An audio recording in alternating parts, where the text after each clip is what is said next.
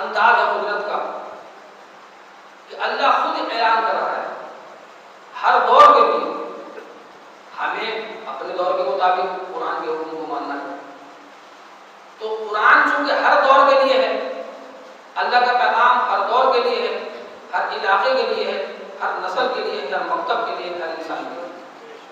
قدرت نے کہا کہ اور تم حق کو باطل کے ساتھ گڑبڑ نہ کرو. پڑھنے والے اس سے مراد کیا ہے؟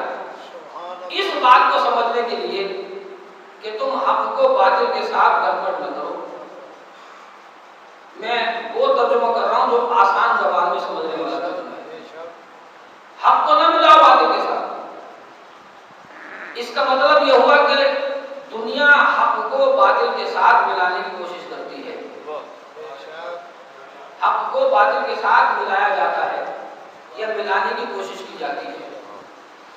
وَتَكْتُمُوا الْحَقَّ، اور حق کو چھپاؤ، حق پہ پردہ مت ڈالو. اس کا مطلب ہے ایسا بھی ہوتا ہوگا جو قدرت ہے. آج کی گفتگو میری فقط ان دو پہلوؤں تک محدود رہے گی. پالنے والے تجھے یہ کہنے کی ضرورت کیوں پڑی کہ حق کو باطل کے ساتھ نہ ملا، حق کو باطل کے ساتھ نہ. تو اب یہ بات سمجھنے کے لیے کہ حق کو باطل کے ساتھ کیسے گڑبڑ کیا جاتا ہے، کیسے ملایا جاتا ہے، حق کو چھپایا کیسے جاتا ہے، ہمیں پہلے یہ پتہ چلانا پڑے گا، یہ معلوم کرنا پڑے گا کہ حق ہوتا کیا ہے، حق کہتے کسے. جب تک یہ سمجھ نہ آئے کہ حق ہے کیا، حق سمجھ میں آئے گا تب باطل بھی سمجھ میں آ جائے گا. جب حق ہی کا نہیں پتا تو باطل کا کیا پتہ چلے گا. جب حق پر پردہ ڈالنے کی ان سازشوں کا اندازہ ہو جائے گا تو خود بخود پتہ چل جائے گا کہ وہ باطل کی چیرہ دستیاں کون سی ہیں، سازشیں کون سی ہیں. تو اگر آپ ذہنی طور پہ آمادہ و تیار ہیں تو میں 5 12 14 کا ماننے والا، آپ 5 12 14 کا ماننے والوں کے درمیان میں تھوڑا سا جو سبق میں نے یاد کیا ہے بزرگوں تک پہنچا دوں گا. مل کے بلند صلوات پڑھنے محمد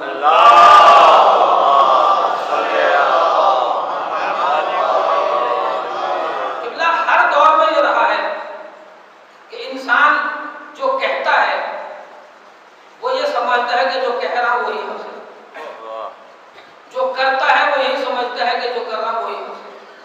اور اتنے اڑیل قسم کے بنتے ہیں اللہ کے کہ پہلے کرتے ہیں اس کے بعد سوچتے ہیں. آپ چونکہ کر چکے ہوتے ہیں، کہہ چکے ہوتے ہیں، لہٰذا وہ کہتے ہیں جو کہا تھا وہی حق ہے، جو کیا تھا وہی حق ہے. اب ہم نے معیار قرآن سے دینا ہے کہ حق ہے کیا. اگر کوئی ماں اپنے بیٹے کا نام حق لگا دے اس کے نام کے ساتھ تو لازمی نہیں کہ وہ حق ہوگا. ہمیں تو قرآن کے معیار کو دیکھنا چاہیے. لیکن کیا خیال ہے قرآن کا معیار کیا ہے، قرآن کیا کہہ رہا ہے حق کے بارے میں. آئیے ہم چلتے ہیں قرآن کی طرف. قرآن نے اعلان وَلَبِتَّبَلْ حَقُّ أَهْوَاءَهُمْ، اور حق کبھی اتباع نہیں کرتا ہوائے نفسانی. حق کبھی ہوائے نفسانی کا اتباع نہیں کیا. یہ ہوائے نفسانی کیا ہے؟ میں اس مشکل ماحول میں، اس مشکل مجمع میں کیا میری مجال کہ میں اس بارے میں غور کر سکوں یا کہہ سکوں. یاد رکھیے گا قرآن نے صاف کہا کہ جو بھی انسان کے نفس کی خواہشیں ہیں، جو انسان کی نفسانی خواہشات ہیں، جو جبلتیں ہیں انسان کی مختلف طرح کے، مختلف نوع کے، مختلف انسان کی، حق کسی قسم کی ہوائے نفسانی کا اتباع نہیں کیا. میں جو چاہتا ہوں اگر تو وہ حق ہے پھر بات ہوگا. لیکن اگر محض میرے نفس کی خواہش ہے اور مجھے اپنی خواہشات کا پتہ بھی نہیں ہے، ہزاروں خواہشیں ایسی کہ ہر خواہش پہ دم نکلے، ایک خواہش پوری ہوتی نہیں دوسری خواہش کو جگہ لے لیتی. انسان زود رنج بھی ہے، انسان منفعت پسند بھی ہے، اور وہ انسان جو فائدے کی تلاش میں رہتا ہے اس انسان کو قرآن نے وارننگ دی ہے. وَالْعَصْرِ إِنَّ الْإِنسَانَ لَفِي خُسْرٍ. یہ انسان اصل کی قسم کھا کے کہا، یہ انسان تو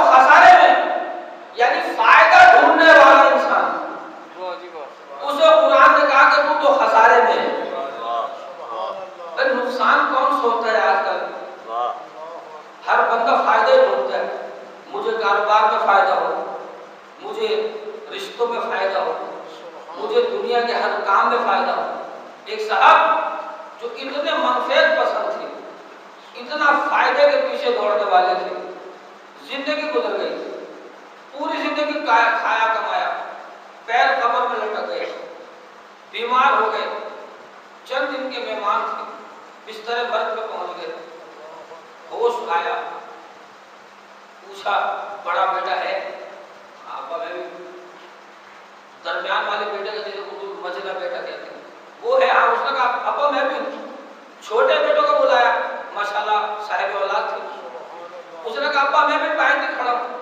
بڑے میاں یا تو لیٹے تھے اٹھ کے بیٹھ گئے، کب بختو تم سب یہاں ہو تو دکان پہ کون بیٹھا ہو؟ ایک مل کے ثواب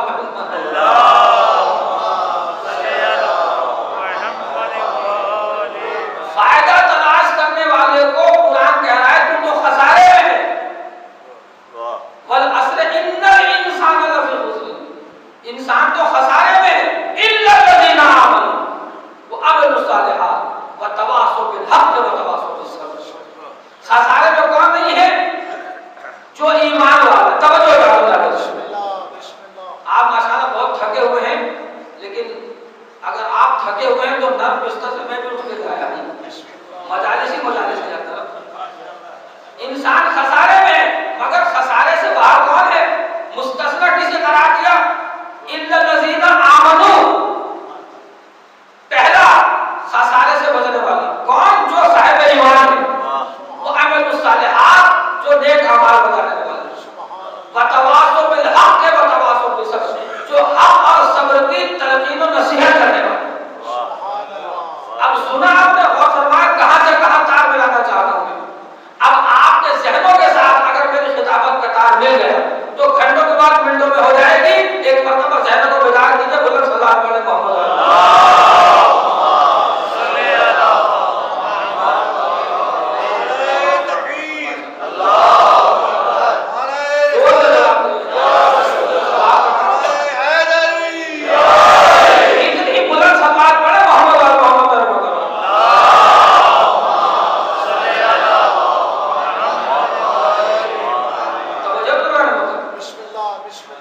قدرت نے کہا کہ حق کو باطل کے ساتھ نہ ملاؤ، حق کو مت چھپاؤ، حق پہ پردہ مت ڈالو جب کہ تم جانتے بھی ہو۔ اس کا مطلب ہے کہ لوگ جانتے بوجھتے حق کو باطل سے ملاتے بھی ہیں، حق کو چھپاتے بھی۔ اب مسئلہ حل کیسے ہو تملا؟ پریشانیاں کیوں ہمارے گرد گھیرا رتن کریں؟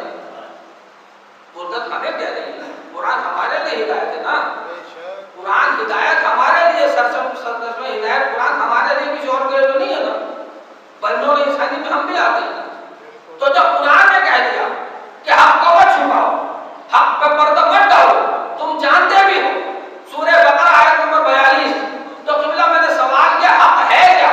تو قرآن نے کہا حق کی نشانی بتا رہے ہیں، وَلَبِ قَبَلْ حَقُ أَهْوَاءَهُمْ، حق نفسانی خواہشات کا اتباع نہیں کرتا۔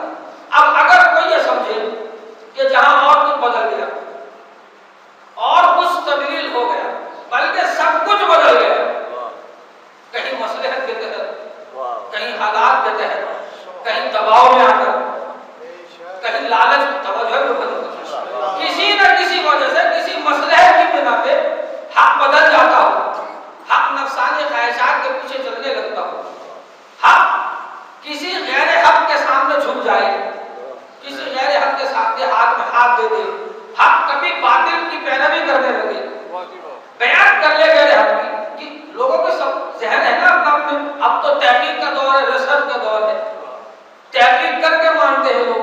قرآن نے ایک اصول بنا دیا، حق نہیں جھکا کرتا، حق نہیں بکا کرتا، حق ہوائے نفسانی کے سامنے کبھی نہیں جھکا کرتا، اتباع نہیں کرتا ہوائے نفسانی کا۔ اگر ایسا ہو جاتا یا ایسا ممکن ہو سکتا تو نتیجہ کیا نکلتا؟ لَفَسَدَتِ السَّمَاوَاتُ وَالْأَرْضُ وَمَن فِيهِنَّ، زمین و آسمان اور اس میں جو کچھ بھی ہے تباہ و برباد ہو جاتا۔ قرآن کے اصول کو سمجھنے کی ضرورت ہے۔ اصول میں قرآن یہ ہے کہ حق اگر جھک جاتا، حق اگر اتباع کر لیتا، ہوائے نفسانی کے سامنے حق جھک جاتا، اتباع کر لیتا کسی غیر حق کے سامنے، نتیجہ کیا نکلتا؟ نہ یہ زمین رہتی نہ آسمان رہتا، یعنی اس میں جو کچھ بھی ہے کچھ بھی نہ رہتا، فاسد ہو جاتا، تباہ و برباد ہو جاتا۔ میرے بزرگان محترم، میں پہلا جملہ کہنے چلا ہوں اپنے موضوع کے مطابق کہ زمین و آسمان اگر حق اتباع کر لیتا تو زمین رہتی نہ آسمان رہتے، فاسد ہو جاتے۔ گویا قیامت آنے سے پہلے زمین و آسمان کا باقی اور موجود رہنا اس بات کی دلیل ہے کہ حق جھکے ہی نہیں۔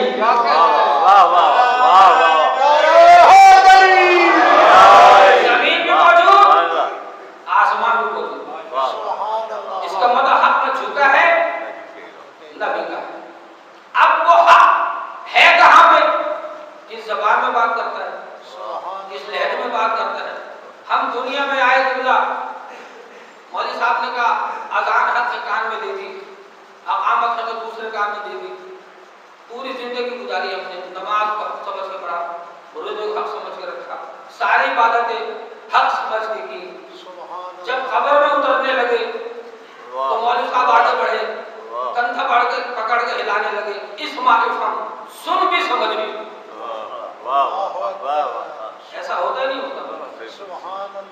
آپ نے مرنا ہے نا، نہیں مرنا، ہمارے ساتھ بھی ہوگا۔ اسمع افہم، سن بھی سمجھ بھی۔ اب اگر ہم سنتے نہیں ہیں سمجھتے نہیں پھر کیوں تلقین کی جا رہی ہے؟ وہ یار سن بھی سکتے ہیں سمجھ بھی سکتے ہیں نا، تبھی تو کہا جا سن بھی سمجھ بھی۔ کیا یہ ساری چیزیں حق ہیں جو تو زندگی میں کرتا رہا ہے، اور اس کے بعد تو جا رہا ہے، جنت بھی حق ہے، نار بھی حق ہے، سب کچھ حق ہے۔ تو بلا نمازیں حق ہیں معذرت کے ساتھ، لیکن پڑھنا ہمارا کام ہے، قبول کرنا اس کا کام ہے۔ پڑھ لیے ہم نے، قبول وہ کرے گا۔ اگر قبول ہو گئے تو حق ہیں، اب اگر قبول نہ ہوئی تو فقط ٹکرے کہلائیں گے۔ روزے حق ہے، قبول ہو گئے تو حق ہے، قبول نہ ہوئے تو فقط فاقے کہلائیں گے۔ حج حق ہے، ہم نے بھی کیا۔ آج کی مجلس اس بات کا ثبوت ہے، اس لیے کہ سب سے آگے ہمارے حاجی صاحب بیٹھے ہوئے تھے جو صفدر الحاج صفدر صاحب کو راضی کرنا ہے کہ میں آپ کے مجلس پہ آیا ہوں۔ حج بھی حق ہے، اگر حج قبول ہو گیا تو حق ہے۔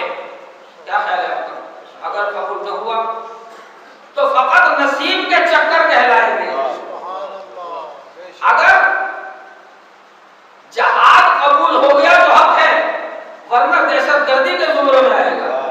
اگر زکات جو دی تھی قبول ہو گئے تو حق ہے، ورنہ جگہ ٹیسٹ کہلائے گی۔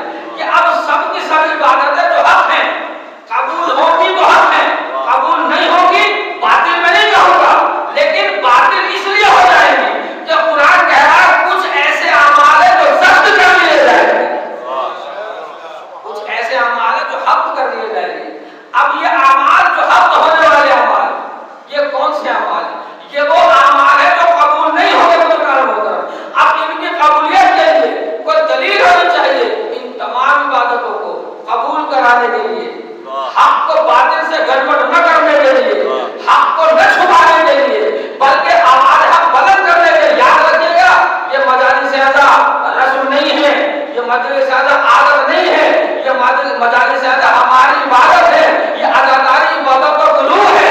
لہذا کوئی ذہن میں یہ نہ رکھے ہم کسی کے منہ کی خاطر آتے ہیں، ہم کسی کی مخالفت کرنے آتے ہیں، ہم کسی کی حمایت میں نہیں، یہ حق ہے بزرگان محترم۔ اس لیے کہ جب رسول سے پوچھا گیا یا رسول اللہ ہمیں حق کا مرکز بتا دیجیے، ہم چاہتے ہیں ہماری عبادت حق کہلائے، ہمارے اعمال حق کہلائے، ہمارے تمام تر اعمال حق بجانب ہو جائے، ہم بارگاہ رسالت میں حاضر ہوئے۔ یا رسول اللہ ہمیں حق کا مرکز بتا دیں، جیسے آپ نے ہمیں نماز کا مرکز بتایا تھا۔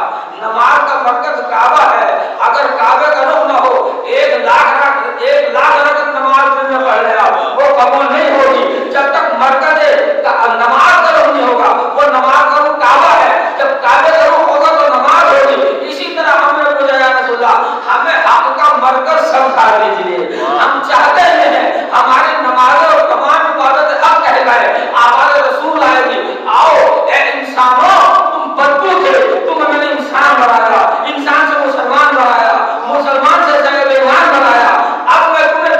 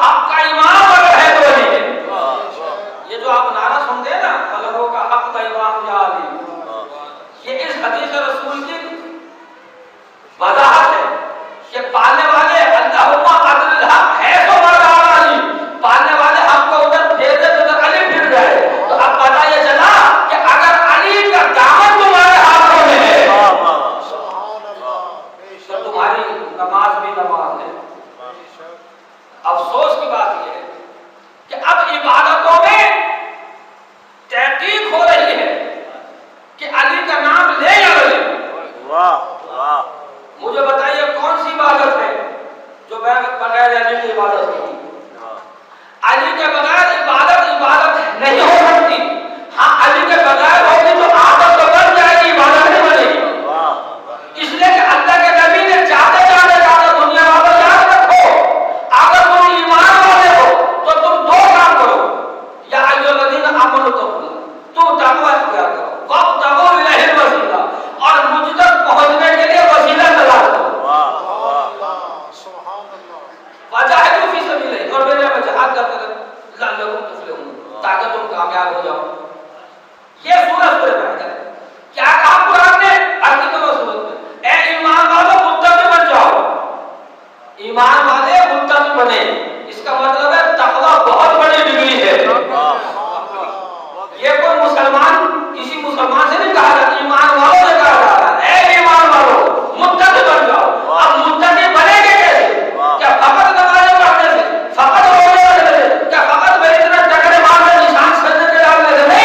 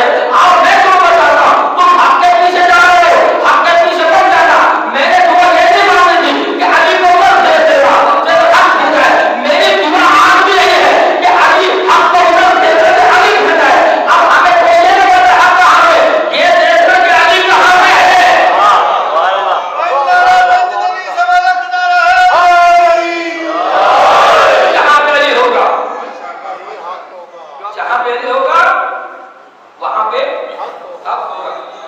आप यकीन जाने का मिंबर रसूल पे बैठो, सफदर भाई से पूछ लीजिएगा, हमने उस बंजर जमीन में अली के नारे लगाए हैं कि जहां नारे लगाने का तसव्वुर ही नहीं किया जा सकता। और हम क्या नारे लगाएंगे अली के अब्दू भाई, खुदा जानता है। मौलाना खुद नारे लगवाए, जिनसे खतरा था कि हमें जेल में भिजवा दे, वो खुद नारे लगा रहे थे कि तुसी मजलिस पढ़ो, असली बैठ गए थे, हम बैठे हुए यहाँ पे। इस्लामाबाद पुलिस के जवान वालों से और तरबियत फरमाए, फजल साहब डॉक्टर साहब बैठते थे, जहाँ खतरा होगा हम इशारा करते हुए दुआ शुरू करते थे। हम खुद हैरान थे कि इतने नारे अली के लग कैसे रहे। और मुझे पैगाम आया, वही यकीन किया, मुझे पैगाम आया, आप यकीन जानिएगा, ये जो माहौल में यहाँ देख रहा हूँ ये नई बात नहीं है, इसलिए कि इस माहौल के हम आदी हो चुके हैं। अब तहकीक का जमाना है, तहकीक करेंगे तब मानेंगे अली को। सुभान अल्लाह, सोचते नहीं है इस बात कि अली को भी भला तहकीक करके माना जाता है। जब कुरान ने कह दिया, रसूल ने दिखा भी दिया, सुना भी दिया, बता भी दिया, अब इसके बाद क्या लोगों ने तहकीक कर दी आपको। और तहकीक ऐसे करते हैं कि जहां अली के फजाइल पड़े वो पैगाम आ जाए। ये गवाह बैठे मेरे सामने, मौलाना, इन्हें भी मुझे भी हद नसीब किया, पैगाम आया। कितने मौलवी थे भाई बताएं? 11 मौलवी थे पश्तो बोलने वाले, 8 मौलवी थे बल्तिस्तानी, 6 मौलवी थे पंजाबी। एक बिल्डिंग में इतने मौलवी अगर हो तो क्या बड़ा होगा उन लोगों का। मिलकर सवाल पर बता रहा हूं, नारे तकबीर,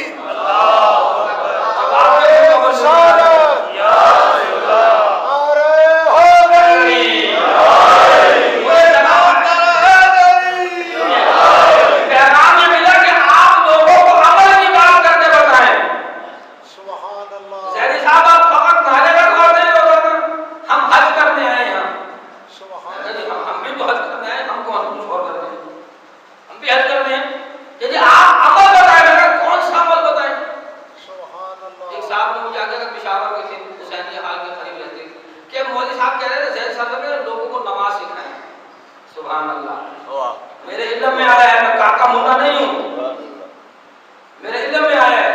पिंडी में ऐसे ऐसे ऐसा पढ़ने वाले थे, रावलपिंडी में ऐसे ऐसे मुहर्रम पढ़ने आ गए मिंबर पे, जो लोगों को फकत गुस्ल के मसाइल समझा रहे थे। ये अडियाला रोड पे इंशाल्लाह 24 मुहर्रम को जवाब दूंगा मैं। तो मैंने कहा कि भाई बात यह है कि मुझे हुक्म मिला है कि नमाज सिखाइए।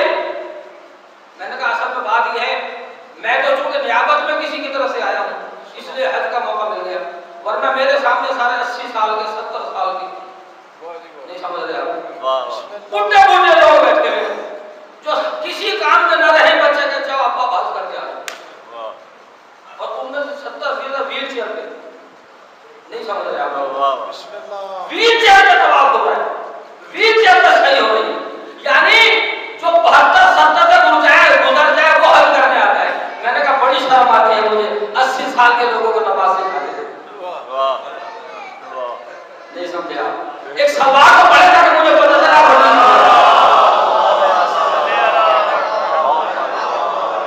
मेरी गुजारिश समझ रहे हैं आप लोग? मैंने मौजूद छोड़ दिया, मैं मौजूद अब नहीं पढ़ूंगा, इसलिए मैंने अंदाजा लगा लिया कि अली के बारे में पढ़ने के लिए माहौल चाहिए होता है, और अली अपने लिए माहौल पैदा कर भी लेते, ऐसी बात नहीं है कि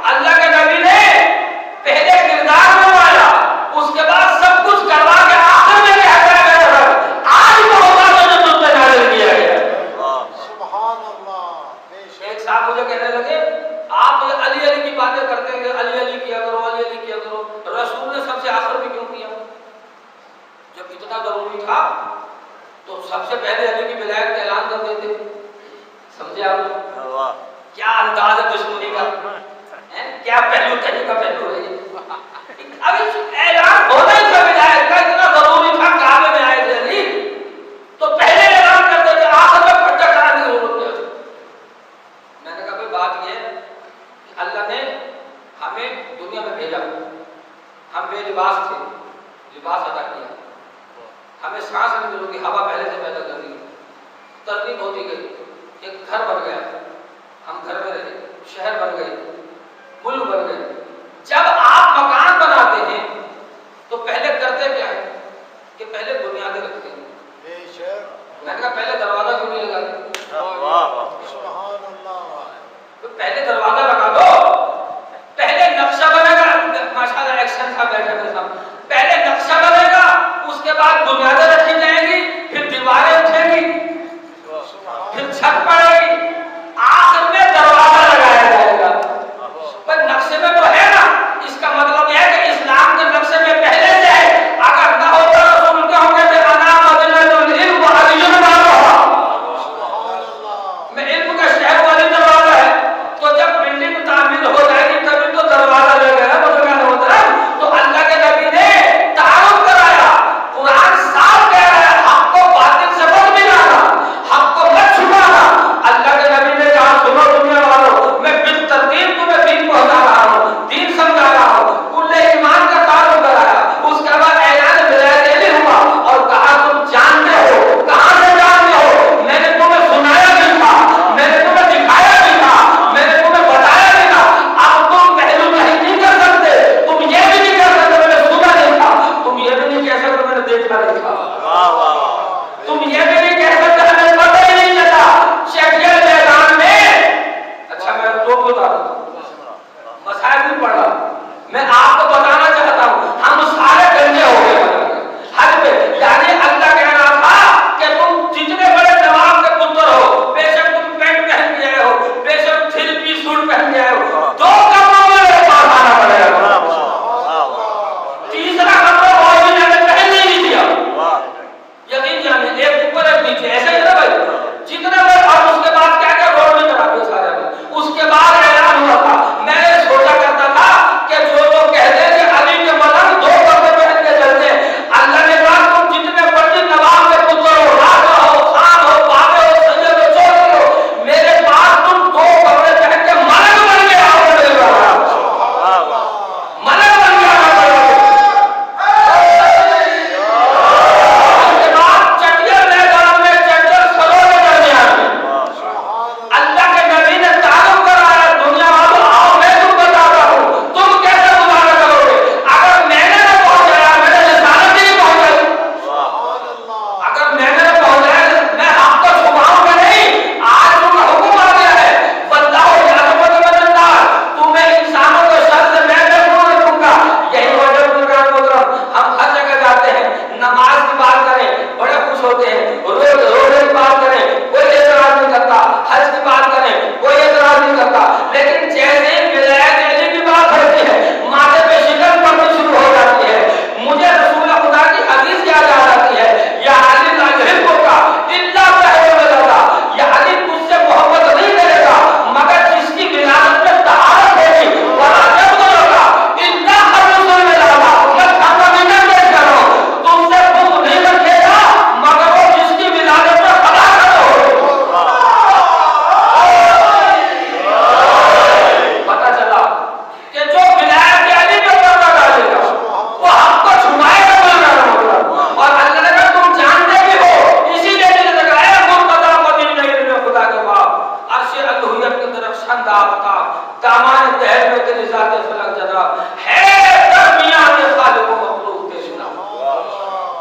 دیکھیں میں بڑے احتیاط سے گفتگو کر رہا ہوں، نہ کو مجھے مقصر سمجھے نہ کو غالب سمجھے، ہم غالیہ میں مقصر ہیں، ہم علی کو نقطہ اعتدال بنا نہج اللہ کا خطبہ، ہم نقطہ اعتدال ہیں۔ اس کا کیا مطلب؟ ہم بیلنسنگ پوائنٹ ہیں، جو آگے نکل گیا وہ بھی مارا گیا، جو پیچھے رہا وہ ویسے ہی مارا گیا، ہمیں نقطہ اعتدال۔ لیکن سوچا نہیں آپ نے کبھی علی نے اعتدال کا نقطہ کہا ہے، اور نقطے کے بغیر کچھ ہے ہی نہیں آج کل، نقطے کو کہا جاتا ہے ڈاٹ، دنیا سمٹ کے نقطے میں آ گئی ہے۔ आपदा परवीन को कभी सुना कर कहती है तो नुक्ते भी जगल मुक्ति है, एक नुक्ते में बात खत्म हो जाती है। तो वो अली जो नुक्ते बा है, बिस्मिल्लाह है, उस अली के वाले पे कोई शक न करे। खुदा जानता है हम खाने काबा में गए, हज करने नहीं गए, हज तब करेंगे जब मेरा मौला आएगा। बड़े से बड़ा आदमी 70 हज करने कुछ नहीं होगा, हम फकत काबे की ज़ियारत करने गए थे। हज तब होगा जब फातिमा का बाप बेटा आएगा, 22 दौर इमाम ज़माना के आएंगे दौर के बाद, तब हज होगा। हम फकत खाने काबा की ज़ियारत करने गए थे। मुझे किसी ने पूछा 40 दिन क्या करते रहे, तो मैंने उस्ताद कमर जलाली का मिसरा पढ़ दिया। दो मिसरे अगर आपने सुन लिए तो मैंने गुफ्तगू का आधा आधा। वो कहते थे मुसलमानों पे फर्ज हज आया है, अनुमत सुनिएगा, मुसलमानों पे फर्ज हज आया है, लेकिन तवाफ़े काबा एक राज़े निहा है। हरम के गिर्द फिरकर ढूंढते हैं कि बुतों का तोड़ने वाला कहाँ है। ये नारा लगा दो नुकसान का।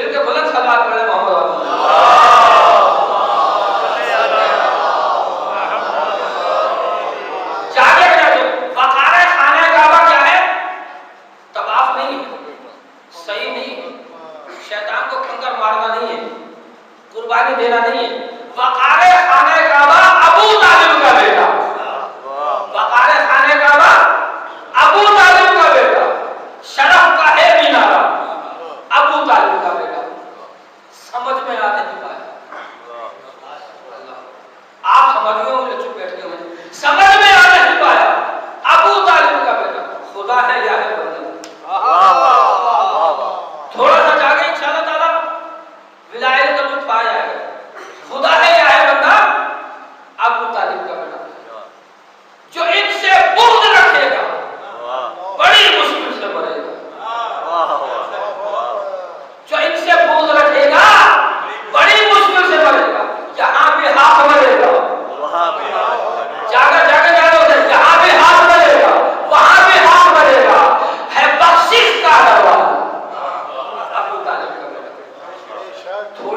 آگے ہے نا، میرا دل چاہتا ہے وہ بند پڑھوں جس بند کو پڑھ کے مجھے پتہ چل جائے گا حق کو چھپانے والے کون ہیں، حق پہ پردہ ڈالنے والے کون ہیں، حق کو باطل سے ملانے والے کون ہیں۔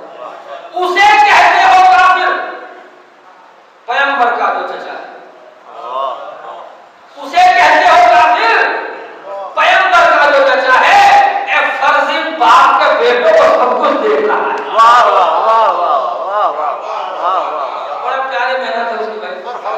اے فرضی باپ کے بیٹوں وہ سب کچھ دیکھ رہا ہے، اب بھی غیر میں بیٹھا ابو طالب کا، اس نے آنا ہے کعبے پہ غازی کا لمحہ لانا ہے۔ خدا جانتا ہے پورے سفر حج میں ایک ہی دعا تھی، جب عباس کی ماں کے مزار پہ گئے آج بھی ام المؤمنین جنت البقیع پہ پہرا دے رہی ہے۔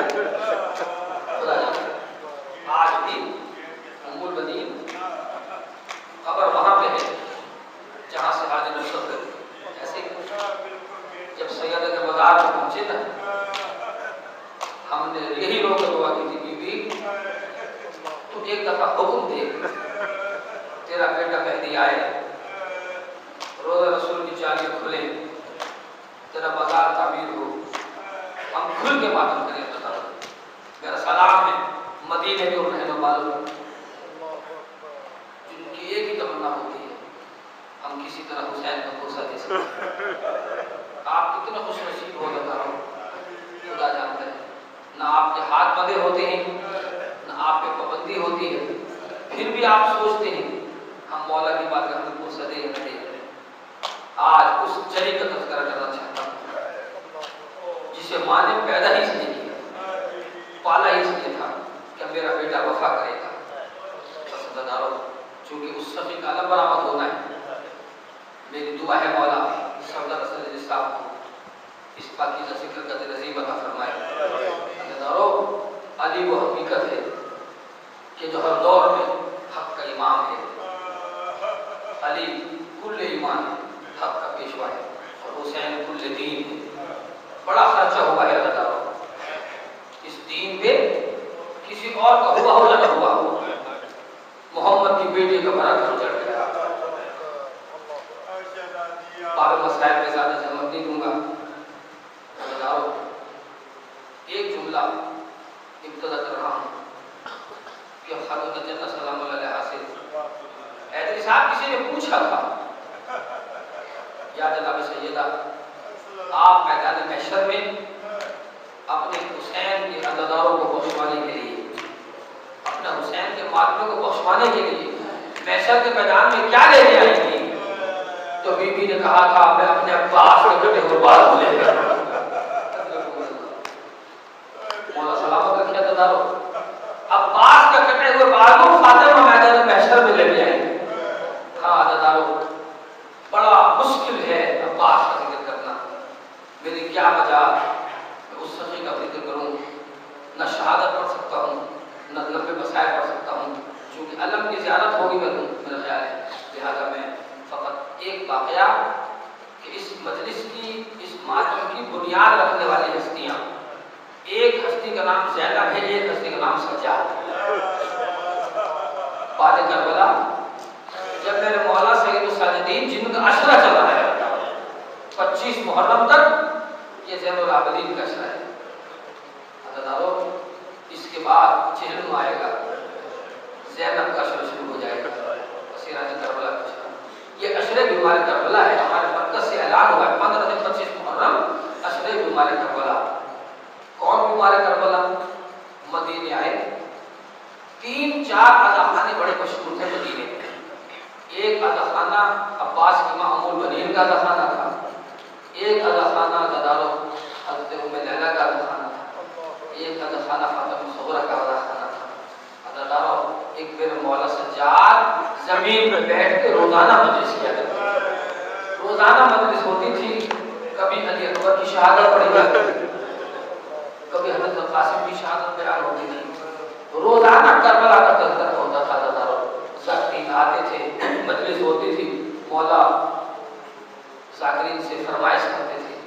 ایک دن میرے مولا نے ذاکر سے کہا کہ آج مجھے چچا پاس کے مسائل میں نے کہہ دیا آپ نے سن لیا عزادارو بہت مشکل ہے حضرت پاس کے مسائل پڑھنا یہ خاص طور پہ میں نے ایک ظاہر سے کہہ کے عزادارو نیاز مانگی مولا پاس کے مسائل اور جس جملے سے مجھے نیاز ملی تھی میں آج کر رہا ہوں کہ مولا سجاد نے کہا کہ آج مجھے چچا پاس کے مسائل سننا ذاکر کے مسائل پڑھے عزادارو ایک مرتبہ جب مجلس تمام ہوئی نا اتنا گریہ بلند ہوا عزادارو اتنا گریہ بلند ہوا میرے مولا سجاد غش کھا گئے جب غش سے فاقہ ہوا میرے مولا نے ذاکر سے کہا ذاکر آج تو نے بہت بڑی مجلس پڑھی آج تو نے بہت مسائل پڑھے کہتا ہے ذاکر مولا مجلس تو روزانہ پڑھتا ہوں مجلس تو روز ہوتی ہے مسائل بھی روزانہ پڑھتا ہوں مگر آقا سجاد آج وہ چیز میں نے دیکھی ہے جو اس سے پہلے مجلس میں کبھی نہیں ہوئی کہا ذاکر تم نے ایسا کیا دیکھ لیا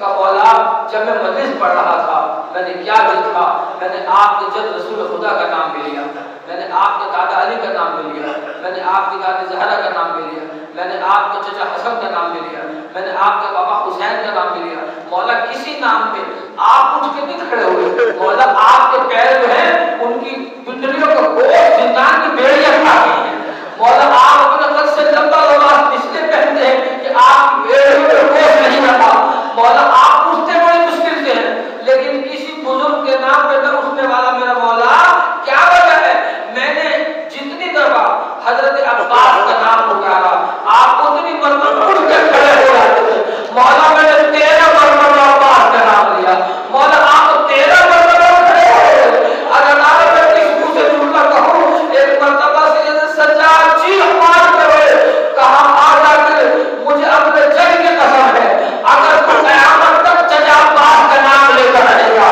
سجاد قیامت تک اٹھ کے کھڑا ہو کر رہے گا اگر آپ بس یہیں سے ہو سکتے ہیں میں مجلس تمام کر دوں ایک مرتبہ سید السادتین نے جب کہا نا اگر تو قیامت تک یہ نام لیتا رہے میں قیامت تک اٹھ کے کھڑا ہوتا رہوں گا سید السادتین سے ذاکر نے کہا مولا آخر اس کی وجہ کیا ہے میرے مولا سجاد نے رو کے کہا ذاکر بات یہ ہے چچا عباس کا ہم پہ بہت بڑا احسان تھا مولا آخر ایسا کیا احسان تھا سننے